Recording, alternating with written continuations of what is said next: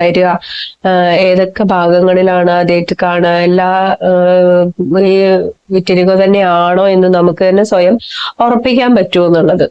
അത് ആദ്യം ചില സ്പെസിഫിക് ഏരിയകളിലാണ് വിറ്റിലിഗോ വരുന്നത്. അതായത് ഈ വിരലിന്റെ ഈ നഖത്തിന്റെ തുമ്പത്തായിട്ട് ചിലർക്ക് സ്റ്റാർട്ട് ചെയ്യും. ഈ മൂക്കിന്റെ ഈ സൈഡുകളിലായിട്ട് സ്റ്റാർട്ട് ചെയ്യും.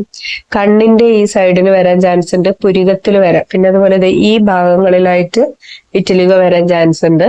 പിന്നെ എനിക്ക് വന്നത് ഫസ്റ്റ് ടൈം, അതായത് വിറ്റിലിഗോ ആണെന്ന് പോലും എനിക്ക് അറിയാതിരുന്ന സമയത്ത് എന്റെ കൂടെയുള്ളവർ എന്നോട് ചോദിച്ചിട്ടുണ്ട്, നിന്റെ ചുണ്ടിന് എന്താ പറ്റിയത്? അതായത് ഭയങ്കര ഒരു ചുണ്ടെന്ന് വെച്ചാൽ ഇവിടെയല്ല കേട്ടോ, ഈ ഉൾഭാഗങ്ങളിൽ നമ്മൾ സംസാരിക്കാൻ നമുക്ക് കാണാൻ പറ്റുമല്ലോ, ഈ ചുണ്ടിന്റെ ഈ സൈഡൊക്കെ, ആ ഭാഗങ്ങളിൽ ഒരു കാക്കച്ചുണ്ട് പോലെയൊക്കെ ഭയങ്കര റെഡിഷ് ആയിട്ട് അങ്ങനെ വന്നിട്ടുണ്ടായിരുന്നു.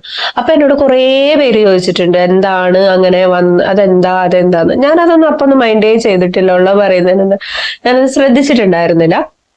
പിന്നെ എനിക്ക് വന്ന് കണ്ടത് ഇവിടെയായിട്ട് നമ്മളിങ്ങനെ ചന്ദനക്കുറി തൊട്ടിട്ട് കൈകൊണ്ട് ഇങ്ങനെ തൊടില്ല, അതേപോലെ ഈ ഭാഗത്തായിട്ടൊരു ചെറിയൊരു പാട് കണ്ടു. ആ പാട് ആണ് വിറ്റിലിഗോ.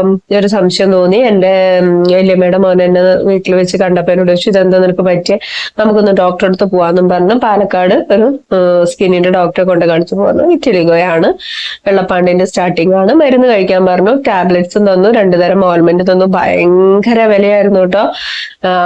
ചിന്തിക്കാൻ പറ്റാത്ത രീതിയിൽ, നമ്മളെ പോലെ സാധാരണക്കാർക്ക് ചിന്തിക്കാൻ പറ്റാത്ത വിലയായിരുന്നു. അന്ന് 700 ചില്ലറ രൂപയൊക്കെ ഒരു ഓയിൽമെന്റിന് തന്നിട്ടുണ്ട്. കുറച്ചാള് വരട്ടെ ഞാനത് അത്ര വലിയ സീരിയസ് ആക്കിയില്ല, വിട്ടു. ഒന്നാമത് എനിക്ക് പറ്റിയത് തുടക്കത്തിലെ ഞാൻ ഇതിന് വലിയ വേണ്ട കെയർ കൊടുത്തില്ല എന്നുള്ളതാ. അതൊന്ന് അങ്ങനെ.